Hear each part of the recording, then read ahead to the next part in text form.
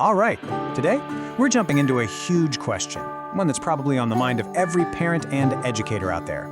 In this new age of AI, how do we make sure we're nurturing our kids' creativity instead of, well, accidentally crushing it? Let's dive in and figure out how to get this right. I mean, it's a pretty provocative question, right? But we have to ask it. We all know that kids are born with this incredible, just boundless imagination. So what happens when all that natural curiosity runs headfirst into the structured world of school? And this is really where the tension lies. On one side, you've got our education system, which a lot of the time is basically asking one thing: what is the right answer? But then you have the child whose mind is just buzzing with a totally different question. What if? This is where that conflict really begins. So, how does this actually happen? How do we go from wild curiosity to quiet conformity?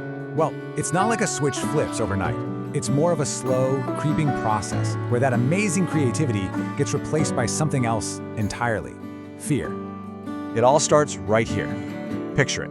A kid raises their hand, they're excited, they share a totally original idea, but it's not the correct one. And in that one moment, they learn that being wrong is something you should avoid. That single experience can be the very first step to shutting down the courage to take a risk. And that fear of being wrong, it gets supercharged by grades. All of a sudden, the focus shifts away from the joy of just figuring things out to the anxiety of getting a good mark. And when that happens, experimenting just starts to feel way too risky. And finally, layered on top of all that, you've got social pressure. You know, when it seems like everyone else has the right answers, sticking your neck out with a different, creative idea can feel, well, lonely. It just feels safer to conform. And what this all boils down to is a simple truth. When you're in an environment that's constantly telling you there's only one correct path, that natural impulse to even imagine a different one, it just starts to fade away. Okay, so into this already complicated picture, we now throw in AI. And for a lot of us, that feels like a massive threat to genuine learning. But what if we're looking at this completely backwards? What if this is actually the pivotal opportunity we've been waiting for? We're really at a crossroads here. Let's be honest, AI is making that old model of just memorizing facts pretty much obsolete. And that has the potential to free our kids up to focus on what really matters: exploration, asking bigger questions, trying out new ideas. This right here, this is the key mindset shift. We have to stop seeing AI as a replacement for our own brains and start seeing it for what it can be: an incredible amplifier for our own thinking, our own exploration, our own creativity. Okay, so that sounds great in theory, but what does it actually look like in the real world? How can AI really become a creative co-pilot for a kid, helping them on their journey without, just taking over the whole flight? I mean, the possibilities are just amazing. A kid who loves stories can use AI to brainstorm plot twists or even generate concept art for an animation they're dreaming of. A future scientist can simulate a journey through the solar system right from their desk, something that's just impossible in a typical classroom. It's all about giving them these incredibly powerful tools to bring their own ideas to life. But, and this is a huge but, this distinction is absolutely critical. If a kid uses AI to ask, "How can I make my character more interesting?" their creativity explodes. But if they just say, "Write a story for me," it shrinks to nothing. The whole goal is to use these tools to think deeper, not to avoid thinking altogether. So this all sounds great, but it naturally leads to a huge question for parents and teachers.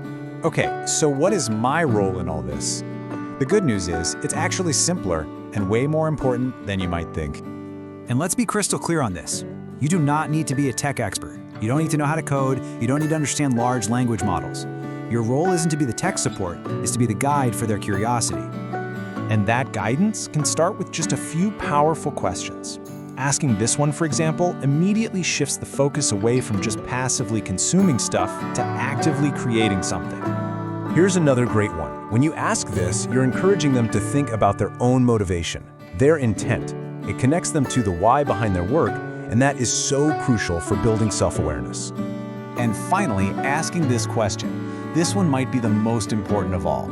It frames the entire experience, even the parts that failed, as part of the learning process. It teaches them to value the journey of discovery over just the final product. At the end of the day, it really just comes down to this choice. Are we going to treat AI like an active learning companion that we engage with alongside our kids, or is it just going to become a passive digital babysitter? The way we approach this makes all the difference. So, where do we go from here? Look, we have to acknowledge that there are risks with AI, of course, but fear is not a strategy. The real path forward is all about education and empowerment. The solution to the potential problems with AI isn't to ban it, it's to teach our kids how to use it wisely. By focusing on things like digital ethics, critical thinking, and responsible use, we're equipping them to be the creators of the future, not just consumers of whatever's trending. Because in a world where any answer is instantly available, the things that are truly valuable are the skills you can't automate: imagination, curiosity, and that deep down drive to create something new. That's the real magic. Ultimately, this all comes back to us. We're the ones holding the keys. We have these incredible, powerful tools in our hands. So the final question isn't really about the technology itself. It's about us. How will we create the space and the trust to let the next generation use these tools to build a world we can't even begin to imagine?